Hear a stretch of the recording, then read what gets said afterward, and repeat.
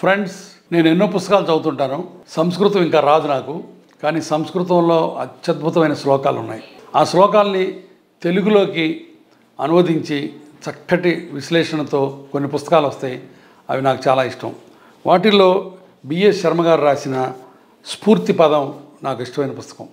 దీంట్లో చాలా గ్రంథాల నుంచి, చాలా కావ్యాల నుంచి సంస్కృతంలో శ్లోకాలని తీసుకొని వాటికి తెలుగులో, ఇంగ్లీష్లో రెంటిలోనూ ఎక్స్ప్లెనేషన్ ఇచ్చి చక్కగా రాశారు. మీకోసం ఈరోజు ఒక 2 శ్లోకాలు చదివి వాటి తెలుగు అర్థం చెప్పి మనం మాట్లాడుకుందాం. పొగడ్త గురించి ఒకటి. స్తోత్రం చేయడం కేవలం దేవుళ్ళకేనా? పొగిడితే సంతోషించనిది ఎవరు? అయితే ఎవరిని ఎక్కడ పొగడాలి, ఎక్కడ పొగడకూడదు అని చెప్పే శ్లోకం. ప్రత్యక్షే గురవస్తుత్య పరోక్షే మిత్ర బాంధవ కర్మాంతే దాశుభ్రత్యాశ్చ నా కదాచన పుత్రక. గురువుని ఎదుటనే స్తుతించాలి. అంటే ప్రత్యక్షే గురవ, మిత్రులను బంధువులను పరోక్షంగా స్తుతించాలి. పరోక్షే మిత్ర బాంధవ, చెప్పిన పని పూర్తయ్యాక మన క్రింద పనిచేసే వాళ్ళని మెచ్చుకోవచ్చు, కానీ పుత్రాదులను ఎప్పుడూ పొగడరాదు. మా అమ్మ చెప్పేది, పిల్లల్ని పొగిడితే ఆయు క్షీణం అని. అలా అని చెప్పి అసలు పొగడకుండా ఉండకూడదని నా ఉద్దేశం. పిల్లలు మంచి పని చేసినప్పుడు డెఫినెట్గా బాగా చేసామని చెప్పాలి. ఎందుకంటే నా చిన్నప్పటి రోజుల్లో మా నాన్న నన్ను ఎప్పుడు తిడతాడు, దేన్ని మెచ్చుకునేవాడు కాదని నేను చాలాసార్లు ఫీల్ అయ్యేవాడిని. కాబట్టి పిల్లల్ని సరైన టైంలో, సరైన రీతిలో పొగడకపోయినా మెచ్చుకోవటం, శభాష్ అనటం కూడా మంచిదని నా ఉద్దేశం. ఈ శ్లోకం తాత్పర్యంలో చూస్తే గురువుని వారి సమక్షంలో స్తుతించాలి. అది వారి ఎడల మనం చూపే ప్రేమకు, భక్తికి చిహ్నం. మిత్ర బాంధవులను ఎదురుగా పొగిడితే ముఖస్థుతిగా భావించే అవకాశం ఉంది. ఏదైనా ఆశించో ఉపకారం పొందాలనో పొగిడారని అనుకోవచ్చు.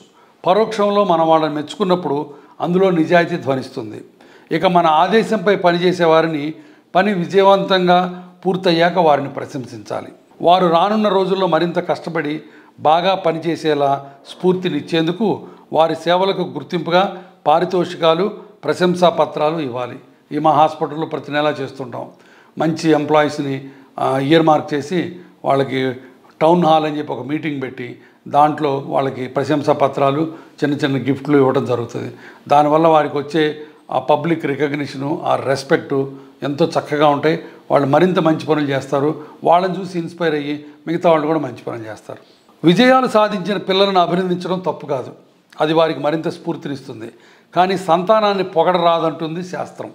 అభినందించడం వేరు, స్తుతించడం వేరు. ఇందాక మనం అనుకున్నట్టు పిల్లలకు మనం చేసే ప్రశంసతో వారిలో అహంకారం, అతిశయం వంటి దుర్గుణాలు ఎన్నో మొలకెత్తే ప్రమాదం ఉంది.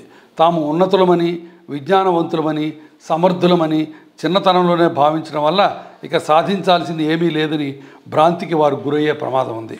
ఫలితంగా వారి భౌతిక, మానసిక, బౌద్ధిక, ధార్మిక ప్రగతి ఆగిపోయే ప్రమాదం ఉంది.